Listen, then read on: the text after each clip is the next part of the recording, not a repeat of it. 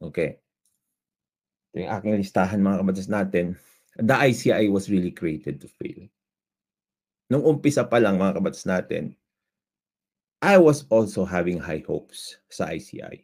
Also, Mayor Magalong was having high hopes with the ICI. Bakit? Mayor Magalong really wanted to make a change. Ayaw niya talaga tong corruption na to. Okay? At sa dulo nito, papanoorin natin yung kanyang speech kahapon bago siya nag-resign. Okay? At ipapaliwanag ko rin sa inyo yung rason behind that. Okay? Itong mga nalalaman ko na ito, mga kabatas natin, these are first-hand knowledge. Okay? First-hand ito, mga kabatas natin.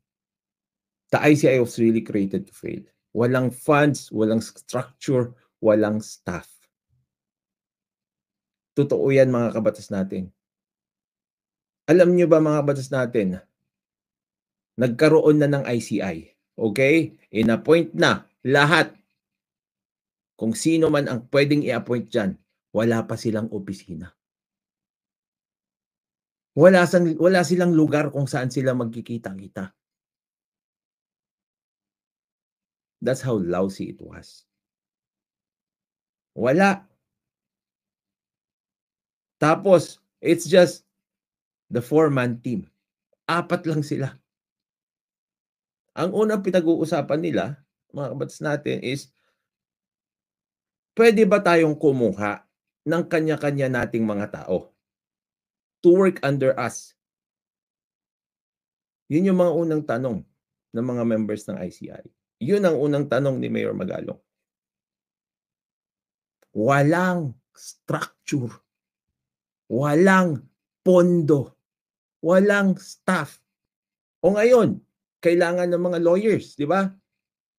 Kailangan ng mga lawyers. You will be filing cases. Kailangan ng mga investigador. Mag-iimbestiga ka eh. Walang support. Wala. Mayor Magalong was frustrated. Pero hindi siya nag-give up. And towards the end of the story, sasabihin ko sa inyo mga kabatas natin how he made it work and why he was removed. And Attorney Claire Castro said it all doon sa kanyang sinagot. Imagine mga kabatas natin, ganun lang talaga. But they did not give up. Not Mayor Magalong. Nakita nyo, nag-iimbestiga siya. Kasi nga, investigador naman talaga ang kanyang ginawa. O ang kanyang tanging